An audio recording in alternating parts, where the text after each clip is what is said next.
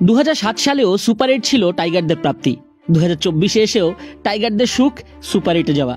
17 বছরের ট্রফি জয় নয়, মনে মনে সান্ত্বনা নিয়ে আবারও দেশে ফিরছে টাইগাররা। আমেরিকা সফর বলে কথা, ভারী ব্যাগপত্র কিংবা লাগেজে দেখা যাবে অনেককেই, কিন্তু সাফল্যের বেলায় জীর্ণশীর্ণ। দেশের ক্রিকেটাররা যত নির্ভাব ততটাই উত্তপ্ত পরিস্থিতি বাকিদের। খবর ভাসছে শ্রীলঙ্কা ক্রিকেটে তোলপাড়। কোচ সিলভারউড পদত্যাগ করেছেন, মাহেলা জয়বর্ধনে সরে গেছেন, কিন্তু বাংলাদেশ ক্রিকেটে কোনো আওয়াজ নাই। ব্যর্থতার শিকার তো দূরে থাক, পিঠ বাঁচাতে আগেভাগেই শান্ত ক্ষমা চেয়ে নিয়েছেন, যাতে দেশে বিমান থেকে নামলে কেউ তেড়ে না আসে। কোচ তো বলেছেন সুপার 8-এ যা পাবে তাই বোনাসটাও নিতে পারেননি হাতুরু।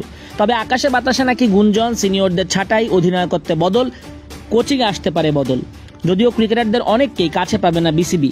আফগানিস্তান সিরিজ মূলত স্থগিত করা হয় ফ্র্যাঞ্চাইজি ক্রিকেটে ক্রিকেটারদের কমিটমেন্টের কারণে।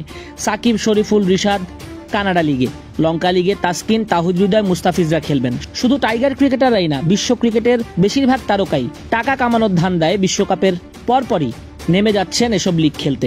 বিসিবি ক্রিকেটাররা দেশে ফিরলে ময়নাতদন্ত করতে বসবে নানা ইস্যুতে। সাকিব, রিয়াদ কিংবা অধিনায়ক শান্ত সবার সঙ্গে বসে কিংবা অনলাইনে আলাপ করে জানতে চাইবে ব্যর্থতার কারণ।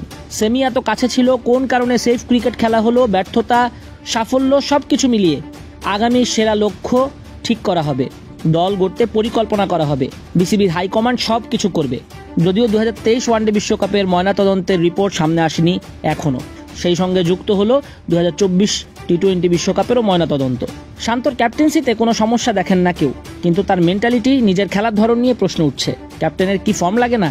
শান্ত ফর্মে ছিলেন বলেই তাকে অধিনায়কের চেয়ারে বসানো হয়, কিন্তু 6 মাসের মধ্যে ফর্মটা উধাও বর্তমানে। চেষ্টার ঘাটতি, টেকনিকেও সমস্যা আছে তার, সেগুলো নিয়ে কাজ করতে হবে অনেক।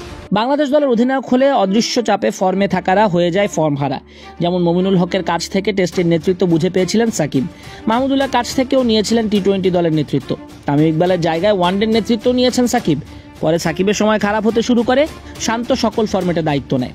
শ্রীলঙ্কার বিপক্ষে একটা 50 পেলেও জিম্বাবুয়ে, যুক্তরাষ্ট্রের পর বিশ্বকাপেও ভালো করতে পারেননি শান্ত। টি-20 বিশ্বকাপে সুপার 8-এ অস্ট্রেলিয়া আর ভারতের বিপক্ষে 41 ও 40 রানের অকার্যকর দুটি ইনিংস খেলেন শান্ত। এই হলো তার আমলনামা। এখন কথা হলো, ব্যর্থদের ছেটে ফেলে কর্তৃপক্ষ, চাকরিদাতারা এগুলোতে সিদ্ধহস্ত। রেওয়াজ আছে বাংলাদেশে প্রতিবার ব্যর্থ হলে কোচ কিংবা ক্যাপ্টেন তাদের উপর দিয়ে ছুরি চালায় প্রশাসন, এবং এটাই সবচেয়ে নিরাপদ উপায় সমালোচনা থেকে বাঁচার, সমালোচনা থামানোর। ওয়ানডে বিশ্বকাপের পর সাকিবকেও রাখেনি বিসিবি। গুঞ্জন সেখানে ইন্ধন ছিল হাথুরুর। শান্তকেও কি কোচ বলির পাঠা বানাবেন? জনদাবি উঠেছে শান্তকে অধিনায়কত্ব থেকে সরিয়ে দেয়ার। সাকিব কিন্তু বলেছেন, বিশ্বকাপে যেসব সিদ্ধান্ত নেওয়া হয়েছে সবকিছুই গুরু শিষ্য অর্থাৎ হাথুরু সিং এবং শান্তর সিদ্ধান্ত। তবে সাকিব কি তাহলে নিশ্চুপ ছিলেন? তার কি কোনো অবদানই ছিল না সিনিয়র হিসেবে? জুনিয়র ক্রিকেটার ও কোচ মিলে যা ইচ্ছা করবেন, সিনিয়ররা চুপ থাকবেন, এটা কেমন কথা? অবশ্য তাদের কথা বলারও কোনো কারণ নেই, কারণ তারা দলের হয়ে কন্ট্রিবিউশন করতেই পারেননি। একটা ফ্লপ বিশ্বকাপ কাটিয়েছেন মাহমুদুল্লাহ এবং সাকিব আল হাসান, তাই তারা কোনো ইনপুটও দিতে পারছেন না বা পারার অধিকার রাখেন না। বিশ্ব ক্রিকেটে একমাত্র মনে হয় বাংলাদেশ ক্রিকেটারদের মধ্যেই ঝামেলা প্যাচটা বেশি। রোহিত, বিরাট যদি মিলে থাকতে পারে, নাবিরা যদি রশিদদের ক্যাপ্টেন্সিতে খেলতে পারে সেমি, কিংবা আরও বড় কোনো সাফল্য পায়, তাতে কি বা হয়? যত দোষ বা ইগো সমস্যা সব বাংলাদেশ দলেই। দলটার মনেরও মিল নাই, খেলারও মিল নেই, আর ভক্তদের প্রতি কোনো দরদও নাই। এমন গুরুত্বপূর্ণ ম্যাচে ভুল পরিকল্পনায় ব্যর্থ হয় দল। জানা গেছে হাথুরু সিংহে শান্তর টিম ম্যানেজমেন্ট আসলে সেমির পরিকল্পনাতেই খেলেনি। ম্যাচ পরবর্তী সংবাদ সম্মেলনে অধিনায়ক তা স্বীকারও করেছেন, বলেছেন 6 ওভারে উইকেট পড়ে যাওয়ার পর সেমির পরিকল্পনা থেকে সরে এসেছেন তারা। বাংলাদেশ ম্যাচটি শেষ পর্যন্ত জয়ের জন্য খেলেছে, সে দাবিও করতে পারছে না টিম ম্যানেজমেন্ট। সাবেক ক্রিকেটাররা বলছেন এই ম্যাচ জিতলেও কোনো লাভ হতো না, কিন্তু সেমিফাইনালে গেলে ইতিহাস হতো। 12 ওভারের ম্যাচে এত অল্প রান তারা করতে পারলো না টিম টাইগার্স, তাহলে কেন ক্রিকেট খেলে সবাই? এমন প্রশ্ন তুলছেন অনেকে। যাই হোক, এখন খড়গ আসতে পারে কোচ এবং ক্যাপ্টেনের উপরই।